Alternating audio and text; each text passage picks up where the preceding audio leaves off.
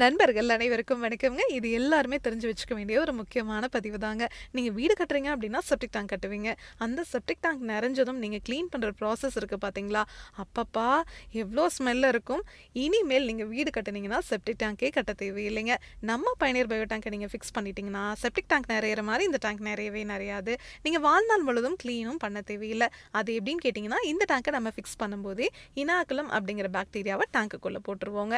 இந்த பாக்டீரியாவோட வேலை என்னன்னா, இந்த டேங்குக்குள்ள வர மனித கழிவுகளை முழுவதுமா சுத்தம் பண்ணி தண்ணீரையும் சுத்திகரிச்சு வெளியே அனுப்பிச்சிருங்க.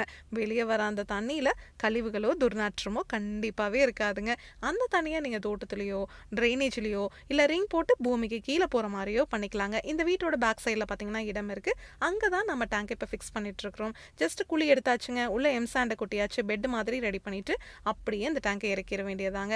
இதுக்கு தனியா எந்த ஒரு சிவில் ஒர்க்கும் பண்ண தேவையில்லை. இந்த இடத்துல பார்த்தீங்கன்னா பக்கத்திலேயே கார்டன் இருக்கு. அதனால அந்த தண்ணியை கார்டன்ல பாய்ச்சிக்கிற மாதிரி பண்ணி கொடுத்துருக்கோங்க. இன்னொரு பெனிஃபிட் நம்ம பயனியர் பயோ டேங்க்ல என்ன அப்படின்னா, பக்கத்திலேயே மரங்கள் இருந்துச்சுன்னா கூட அதனோட வேர்கள் வந்து டச் ஆச்சுன்னா கூட இந்த டேங்க் ஆப்போசிட் டைரக்ஷன்ல தான் தள்ளி விடுமோ வழியே இந்த டேங்குக்குள்ள வேர்கள் இறங்காதுங்க. மார்க்கெட்ல இப்போ எவ்வளவோ பயோ டேங்க் கிடைக்குதுங்க. பிவிசியில் கிடைக்குது, சிங்கிள் லேயர் எஃப்ஆர்பி மெட்டீரியலில் கிடைக்குது, காங்கிரீட்ல கிடைக்குது. அதுல எல்லாம் வந்து வேர்கள் டச் ஆச்சுன்னா அந்த டேங்குக்குள்ளேயே நேராக போயிடும். உள்ள இருக்கிற கழிவுகள் வெளியே வந்துருங்க. பக்கத்துல போர் ஏதாவது இருந்துச்சுன்னா அந்த தண்ணியோட கலக்கவும் வாய்ப்பு இருக்குங்க. ஆனால் நம்ம பயனியர் பயோ டேங்க் உங்களுக்கு 3 லேயர் எஃப்ஆர்பி மெட்டீரியல் செஞ்சுருக்கிறதுனால இரும்பை விட உங்களுக்கு 5 மடங்கு உறுதியானதுங்க. அதனால தான் நம்ம பயனியர் பயோ டேங்க் உங்களுக்கு டேங்குக்கும் 50 வருஷம் வாரண்டி கொடுத்துட்றோங்க, பாக்டீரியாவுக்கும் 50 வருஷம் வாரண்டி கொடுத்துட்றோங்க. இந்த மாதிரி டேங்கை ஃபிக்ஸ் பண்ணிட்டீங்க, ஒரு 30-40 வருஷம் கழிச்சு நீங்கள் டேங்கை ஃபிக்ஸ் பண்ணியிருக்கிற இடத்துல ஏதாவது ஒரு கன்ஸ்ட்ரக்ஷன் ஒர்க் பண்ணுறீங்க அப்படின்னா கூட இந்த டேங்கை ஈஸியாக எடுத்து எந்த இடத்துல வேணாலும் ஃபிக்ஸ் பண்ணிக்க முடியுங்க.